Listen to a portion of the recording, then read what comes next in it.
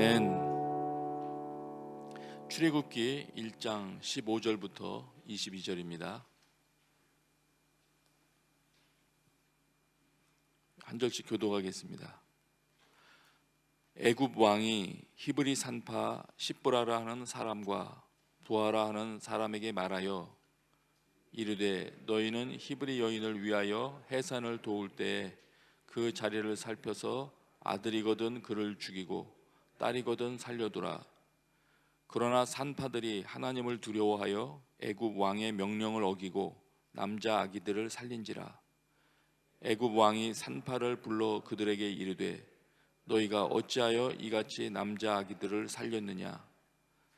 산파가 바로에게 대답하되 히브리 여인은 애굽 여인과 같지 아니하고 건장하여 산파가 그들에게 이르기 전에 해산하였더이다 하매 하나님이 그 산파들에게 은혜를 베푸시니 그 백성은 번성하고 매우 강해지니라. 그 산파들은 하나님을 경외하였으므로 하나님이 그들의 집안을 흥왕하게 하신지라. 그러므로 바로가 그의 모든 백성에게 명령하여 이르되 아들이 태어나거든 너희는 그를 나일강에 던지고 딸이거든 살려두라 하였더라. 아멘. 사탄은 쉽게 포기하지 않습니다. 마귀가 쉽게 포기하지 않아요. 특별히 개인과 가정과 또 이 나라 가운데 그들을 온전히 세우시고자 하는 하나님 아버지의 뜻이 분명히 계신데 그 아버지의 뜻이 이루어지는 것을 어떻게 해서든지 방해하거나 막고자 합니다. 근데 그 계획을 사탄은 쉬지 않는다. 그래서 우리 출애굽기를 통해서 그걸 잘 볼 수 있어요. 우리 어제 본문에서부터 보면은 거기 이제 이런 내용이잖아요. 요셉을 알지 못하는 새 왕이 일어나서 이제 다스리기 시작했다. 하나님이 요셉이라는 인물을 통해서 그 나라를 풍요케 해주셨다는 것을 잊었다는 것. 그래서 요셉을 잊었다는 건 말하자면은 하나님을 이제 모르는 자가 등장했다는 거죠. 그렇기 때문에 하나님을 통해서 나라가 위기를 극복하고 풍요로워졌다는 것을 기억했을 때와 하나님이 이 나라와 관계 없다고 생각할 때와 통치자가 통치할 때 방향이 달라지지 않겠습니까? 나라에 무엇이 중요한지 요소를 생각할 때 아무래도 관여되지 않겠습니까? 그러니까 이 새로운 왕이 이제 눈에 당겨 보이는 거죠. 이 히브리 사람들 숫자가 너무 많구나. 그게 이제 문제로 보여집니다. 그래서 학대하잖아요. 그런데 이제 그 숫자가 많은 거를 문제 삼은 것으로 봐서 학대한 게 혹시 이건 이제 제 추측입니다만은 바쁘고 힘들게 해서 출산을 포기하게 만드는 게 아닌가. 이게 나라가 힘들어지는데 어떻게 자녀를 그만 낳아야지. 뭐 이런 환경을 조성하는 거 아닌가.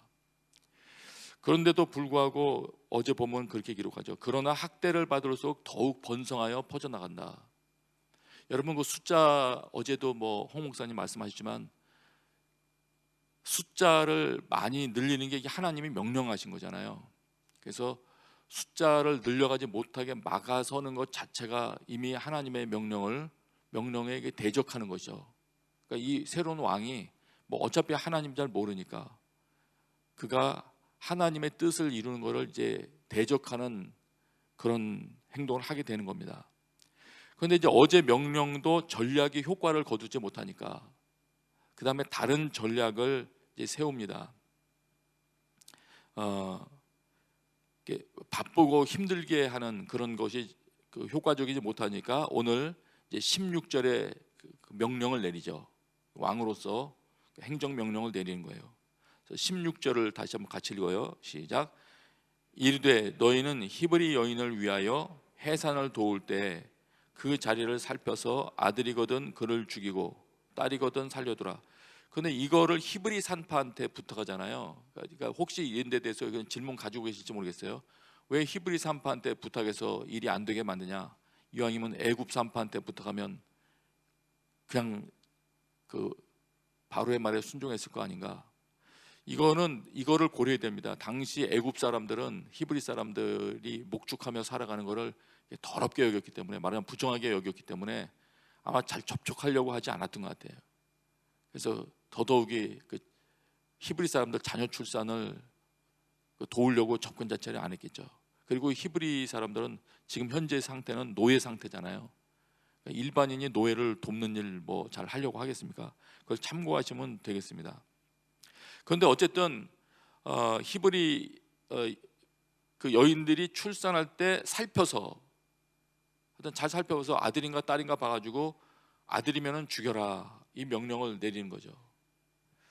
그런데 17절에 보니까 그러나 산파들이 하나님을 두려워해 애굽 왕의 명령을 어기고 남자들의 아기를 살렸다, 이렇게 만족스럽지 않아요.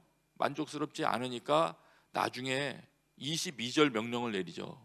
점점 계속 집요하게 사탄이 끝까지 가는 거예요.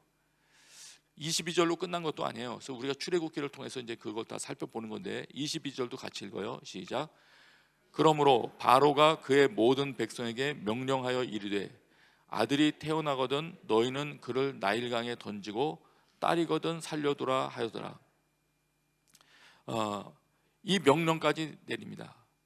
그래서 우리가 먼저 뭘 우리가 기억해야 되냐면, 지금 이 출애굽기에서 애굽 왕을 통해서 표현해 주는 게 사탄이거든요. 하나님의 대적자예요.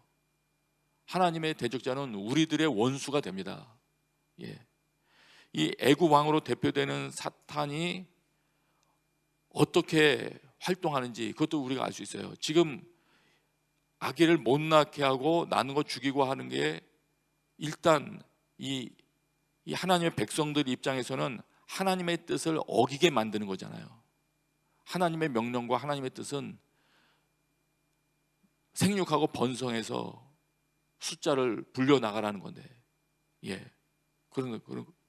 그래서 어떻게 하냐면은 사탄이 그 하나님의 뜻을 어기게 하기 위해서, 하나님의 뜻은 어기고 누구 뜻을 이룹니까? 자신의 뜻을 이루는, 뭘 만듭니까? 그런 질서를 만드는 거죠. 그런 질서, 완전히 다른 질서의 사회를 만드는 거예요. 많은 방법들을 사용합니다. 그래서 이 바로가 많은 방법들을 사용해요. 특별히 왕으로서 권한이 주어져 있는 이 명령들을 사용해서 마침내는 하나님의 뜻을 어기게 되고야만은 그런 시스템 사회를 만들어 가려고 하는 거죠. 그래서 이 하나님의 원수가 뭘 꾸미고 있을지 그 방향성은 이렇다는 걸 우리 염두에 둬야 돼요. 그래서 이 출애굽한다는 거는 이렇게 사탄이 만들어 놓은 질서, 그래서 그 가운데 살면 우리는 서로의 활동들이 서로를 얽어매서 마침내는 하나님의 뜻을 어기게 만드는 그런 삶을 살게 되거든요. 우리의 삶의 결과물이 다 사탄 유익하게 만드는 그런 삶을 살게 돼요. 그런 시스템 하에 들어가게 되거든요. 그래서 이 출애굽기를 통해서는 우리가 뭘 보느냐면, 어떻게 그런 사탄이 만들어 놓는 질서에서 우리가 벗어날 수 있나, 그런 질서로부터 출애굽이죠. 그야말로 그런 길로부터 벗어나는 게 진정한 자유를 얻는 삶을 살게 되는 것이고, 또 하나님의 뜻을 이루는 삶을 살게 되는 것이고, 우리의 삶의 결과물이 사탄에게 유익한 결과를 낳는 게 아니고 하나님을 영화롭게 하는 그런 결과를 낳는 삶을 살게 되는 거거든요. 그래서 그거를 우리 출애굽기를 통해서 배우는 거예요. 어떻게 하면 사탄이 만들어 놓은 질서, 이 압제를 벗어나서 예배하며 자유하며, 여기 진짜 자유가 나오는 거죠. 자유하며 또 우리들의 정체성도 생각하는 거죠. 우리를 불러주신 목적을 이루어서 우리들의 삶을 통해서 세상 많은 사람들을 구원하는 삶을 살아갈 수 있는가, 이거를 출애굽기를 통해서 앞으로 계속 배우게 될 겁니다. 그러면 일단 이제 명령이 지금 15, 16절에도 있었고 22절에도 이렇게 있었어요.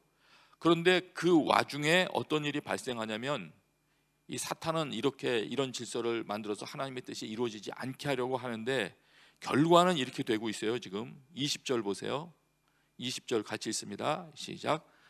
하나님이 그 산파들에게 은혜를 베푸시니 그 백성은 번성하고 매우 강해지니라. 이런 일이 발생하거든요.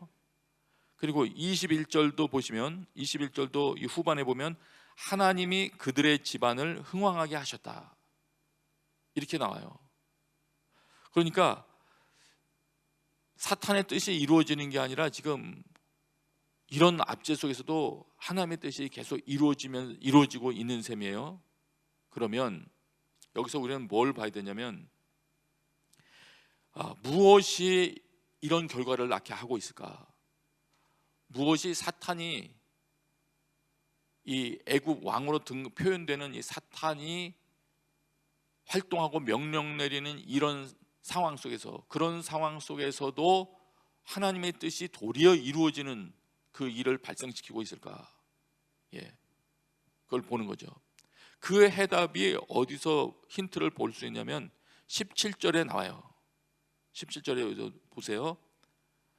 그러나 산파들이 하나님을 두려워하여 애굽 왕의 명령을 어기고, 여기에 있습니다.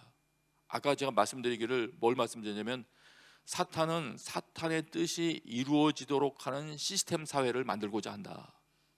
그 안에 있는 사람들이 어떤 모양의 삶을 살고자 해도 그런 삶을 살아가게 되면은 결국은 서로 영향을 미쳐서 결과는 하여튼 사탄에게 유익이 되는, 그리고 하나님의 뜻은 이루어지지 않는 결과물을 낳는 사회를 만들고자 한다. 그런데 그런 사회를 만들기 위해서는 모종의 명령, 말하자면 법령이 제시되지 않습니까? 규칙들이 만들어지잖아요, 사회 질서에. 그렇기 때문에 무엇이 필요하냐면은 그런 애굽 왕의 명령을 어기는 게 필요한 게 되는 거예요. 애굽 왕의 명령을 다 따라가면은 애굽 왕의 의도가 이루어지는 사회가 되는 거죠. 그러면 애굽 왕의 명령이 우리에게 어떤 식으로 다가오냐? 이 애굽 왕의 명령은 문자 그대로의 명령도 있겠지만 그런 어떤 법령만으로 다가오지는 않아요. 우리가 사회에서 경험하듯이 그것이 어떤 관습일 수도 있고 유행일 수도 있고 습관일 수도 있고 문화를 통해서 이루어지는 것일 수도 있고 심지어는 여론일 수도 있고 심지어는 친구 관계일 수도 있어요. 저 친구가 이렇게 하면 좋아하는구나, 이런 게 다 마치 명령으로 나에게 주어지는 것처럼 그런 걸 따라가야 되겠다 하는 이런 것이 생성되는 거죠. 그래서 나에게 마치 명령으로 표현할 수 있는, 명령이라는 한 단어에 내가 어떻게 행동해야 될지를 압박하는 모습들이 들어있다면 그걸 이제 명령이라고 우리가 통합해서 지칭한다면 그 명령에 순종을 하면 안 되는 거죠. 사탄이 우리에게 어떤 모습의 명령 형태로 다가와서 우리를 유혹할 때 사탄의 명령에 순종하면 종되는 겁니다. 명령에 순종하면 종되는 거거든요. 그럴 때는 그 명령에 아니야 해야 되거든요. 그러면 여기서 애국 왕의 명령을 어떤 사람들이 어겼느냐? 무조건 사회에서 질서를 다 어기고 법령으로 제정된 걸 다 어기며 살면 되겠습니까? 그거는 그 사회 질서를 또 깨뜨리는 사람이 되지 않겠습니까? 그래서 우리 믿는 하나님의 백성들이 어디까지의 명령을 우리가 순종하며 어느 명령에 불복종해야 되느냐, 이런 부분들을 알려면 이렇게 이 부분이 먼저 이루어져야 돼요. 17절 다시 보세요. 17절 보시면 그러나 산파들이 하나님을 두려워하여, 여기가 있거든요. 21절에 보면 그 산파들은 하나님을 경외하였으므로, 여기에 답이 있습니다. 똑같은 말이에요. 하나님을 두려워한다, 하나님을 경외한다, 똑같은 말이에요. 하나님이 무서워야 돼요. 무서워하는 사람 말을 더 듣습니다. 애굽 왕이 무서운 게 아니라 친구의 의견이나 사회 문화 때문에 내가 이렇게 입고 다니면 안 되겠지, 내가 넥타이 이렇게 좁은 거 매면 유행에 뒤떨어져서 사람 이상하게 보겠네, 이런 명령에 따르는 게 아니라 하나님이 뭐라고 말씀하시는지가 더 두려워야 됩니다. 하나님을 두려워할 때 어떤 때에 애굽 왕의 명령대로 하면 되고 안 되고를 분별하게 되는 겁니다. 무조건 어기는 자가 되는 게 아니고 어떤 명령이 어겨야 하는 명령인지를 알게 되는 거예요. 그래서 다시 말하면 지금 여기 히브리 산파들처럼 행동할 수 있는 그 때와 방법을 아는 것은 하나님을 두려워함으로부터 온다. 예, 하나님을 두려워함으로부터 온다. 그리고 이제 앞으로 쭉 더 살펴볼 출애굽기에서 나오지만 우리가 앞으로 계속 살펴봐야 되지만, 그리고 마침내는 어쨌든 그곳으로부터 벗어나는 것은 우리 힘만으로는 안 된다. 구원자가 오셔야 된다. 그래서 우리를 출애굽시켜 주셔야 된다. 그래서 오늘도 우리 기도하실 때 이런저런 거를 우리가 출애굽기를 통해서 배운다 하더라도 역시 하나님이 우리를 모든 우리의 삶의 환경으로부터 구원해 주셔야 돼요. 하나님의 도우심이 없이는 뭐 가정을 세우는 것도 안 되고 교회도 안 되고 안 됩니다. 그러니까 불가능하다는 걸 우리 알아야 됩니다.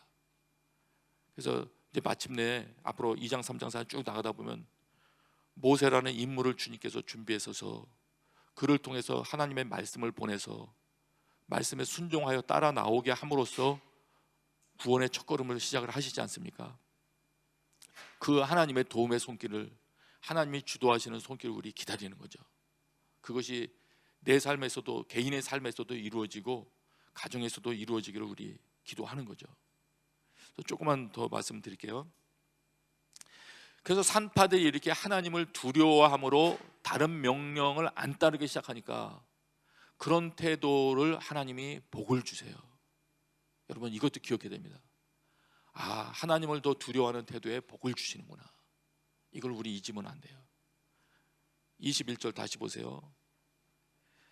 복을 주시는데 20절부터 봐야 되겠네요. 20절에 하나님이 그 산파들에게 은혜를 베푸시니 그 백성은 번성하고 매우 강해졌다. 강해지는 것도 어떤 복인 겁니다. 그리고 21절에 하나님이 그들의 집안을 흥왕하게 하신지라. 집을 세워주셨대요. 집은 하여튼 하나님이 세워주셔야 돼요. 집을 우리가 세우는 게 아니더라고요, 보니까. 다윗에게도 말씀하셨잖아요. 네가 내 집을 세우려고 그러냐? 내가 네 집 세워주겠다. 신약에서도 예수님께서 말씀하시잖아요. 베드로에게 말씀하실 때 합당한 고백이 있은 후에 그 고백 외에 내가 내 교회 세운다. 여기 히브리 산파들의 집을 세워주셨대요. 집을 세워주신다. 우리 개역성경으로는 집안을 하여튼 부흥하게 해주셨어요. 흥왕하게 해주셨다. 힘없는 그런 집안 되게 해주셨다. 이제 오늘 말씀은 마무리하겠습니다.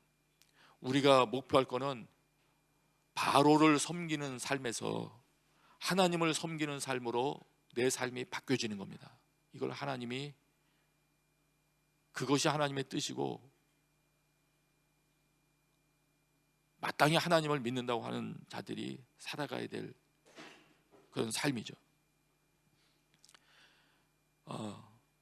하나님께서 구원자 보내주셔서 우리를 구원해 주셔야 그게 최종적으로는 가능하지만 우리 편에서 그래도 염두에 두고 있어야 될 것은 하나님을 알아야 그래도 그 명령 듣고 따라갑니다. 모세가 모세를 보내주신다 해도 하나님을 알아야 그 명령 듣고 따라갈 거고요.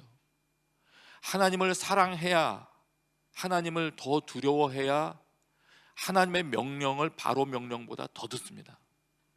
다른 사람이 날 이렇게 하면 날 좋아하겠지, 뭐 이런 생각에 끌려가는 게 아니고 하나님을 사랑해야 하나님 명령 지키려고 합니다. 과감하게 안 지킬 명령 안 지키게 되는 겁니다. 오늘 새벽에 그런 하나님을 더 사랑하는 그런 용기와 믿음이 여러분에게 주어지게 되기를 축복합니다. 이 시간에 우리 같이 기도하십시다. 혹시라도 본인의 삶이 묶여 있거나 아직 다양한 종류의 속박이 나를 묶고 있구나, 다양한 종류의 바로 사탄이 만들어 놓은 질서에 내가 휩쓸려 가고 있구나, 이런 것이 깨달아진다면, 또 전혀 깨달아지지 않는다면 성령님께 도우심을 요청하면서 성령님, 내가 도대체 무엇에 묶여 있습니까? 나의 우상이 되어 있는 건 무엇이고 나를 묶고 있는 속박은 무엇입니까? 알려달라고 기도하면서 주님께서 알게 해주시는 힌트라도 하나 주시면 저는 회개하면서 주님, 제가 회개합니다. 온전히 저를 자유케 해주십시오. 그래서 내가 숨쉬고 살아가는 모든 것이 하나님만 기쁘시게 해드리는 것이 되게 해주십시오. 그렇게 우리 기도하며 나가십니다. 이 시간에 주여 부르짖고